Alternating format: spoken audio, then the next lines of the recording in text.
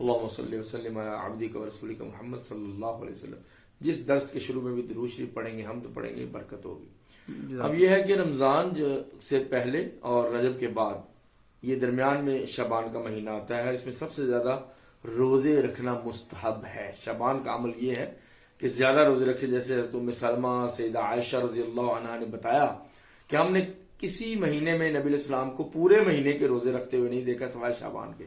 یعنی اس کے سارے مہینے کے روزے رکھنا بھی جائز ہے. اور اس میں خوبصورتی یہ ہے کہ یہ چونکہ پیغمبر علیہ السلام نے اس میں بہت روزے رکھے ہیں، اس کی وجہ ہے کہ پریکٹس ہو جائے. آگے رمضان کا مہینہ آ رہا ہے نا، پریکٹس ہو جائے، اور جب آپ روزے رکھنا شروع ہو جائیں گے تو خوش دلی سے اور بہت ہی جوش و خروش سے آپ روزوں سمیت رمضان میں داخل ہو جائیں گے، پتہ بھی نہیں چلے گا. اور یہ ایک بہت ہی خوبصورت بات ہے. دوسرا مسئلہ شعبان کے حکام میں یہ ہے کہ جب 15 شعبان ہو جائے تو ایک حدیث ایک روایت ہے کہ اس کے بعد روزے نہ رکھے جائیں. یہ نا اکثر محدثین اس کے ضعف کے قائل ہیں، ثابت نہیں ہے، رکھ سکتے ہیں کیونکہ نبی علیہ السلام نے خود پورے مہینے کے روزے رکھے ہیں، تقریباً پورے مہینے کے یا اکثر کے شعبان میں. اور تیسرا مسئلہ اس میں یہ ہے کہ یہ اوقات غفلت میں سے آتا ہے، اور اوقات غفلت میں عبادت کرنا سب سے افضل ہے. جیسے کہ اسامہ بن زید رضی اللہ عنہ نے پوچھا کہ پیغمبر علیہ السلام آپ شعبان میں بہت روزے رکھتے ہیں، تو آپ نے فرمایا ذاک شہر یغفل الناس عنہ، لوگ اس سے غفلت میں ہوتے ہیں شعبان میں، تو میں چاہتا ہوں روزے رکھوں، میرا عمل، اور اس میں اعمال سالانہ اوپر جاتے ہیں، سالانہ رپورٹ جاتی ہے، تو میں چاہتا ہوں روزے کی حالت میں میرا عمل جائے. عمل کیونکہ روزہ سب سے وزنی عمل ہے نا. اب یہ غفلت کیا ہے؟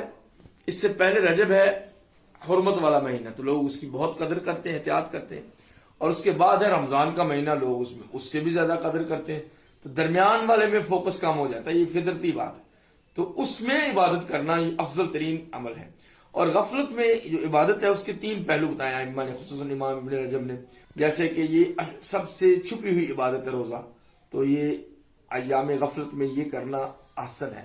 اور یہ سب سے شاق مشکل عبادت ہے، اور فرض کفایہ بھی بن جاتا ہے. کیسے؟ جب سب لوگ کوئی عبادت نہ کر رہے ہوں، اس وقت ایک بندہ اللہ کا ذکر کر رہا ہو، اللہ کو یاد کر رہا ہو، تو سارے ہلاکت سے بچ جاتے ہیں. اور اس میں ایک مسئلہ اور یہ ہے کہ جو 15ویں شعبان کو حدیثیں بہت سی روایات وارد ہوتی ہیں، وہ سب غیر ثابت ہے.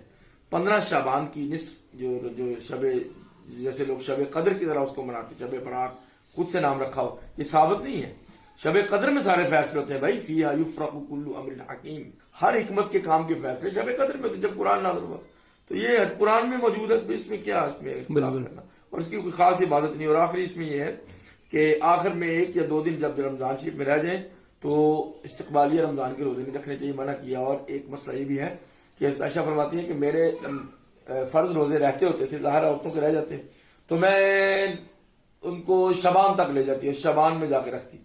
تو سوال کیا گیا کیوں؟ فرمایا کہ اللہ کے نبی صلی اللہ علیہ وسلم کے ساتھ مصروفیت، مصروفیت کہ اللہ کے نبی کے ساتھ، یعنی ہر عورت آپ کی زوجات میں سے یہ چاہتی تھی کہ کسی وقت بھی نبی میرے گھر آ سکتے ہیں، تو میں نفلی روزے سے ہوں، آپ کو برا لگ جائے یا آپ اس کی ضرورت پوری نہ ہو، تو اس قدر اپنے خاوند کا خیال. اور اس میں یہ بھی ہے کہ پیغمبر علیہ السلام، ٹھیک ہے باری تو مقرر تھی سب عورتوں کی ان کے گھر جانے کی، لیکن کسی وقت بھی کسی کے گھر میں جا سکتے تھے، آپ کو اجازت بھی تھی. تو حضرت عائشہ فرماتی ہیں کہ اس قدر اہتمام اپنے خاوند کا، کیونکہ عورت کو اپنے خاوند کی اجازت کے بغیر نفلی روزہ رکھنا جائز نہیں ہے.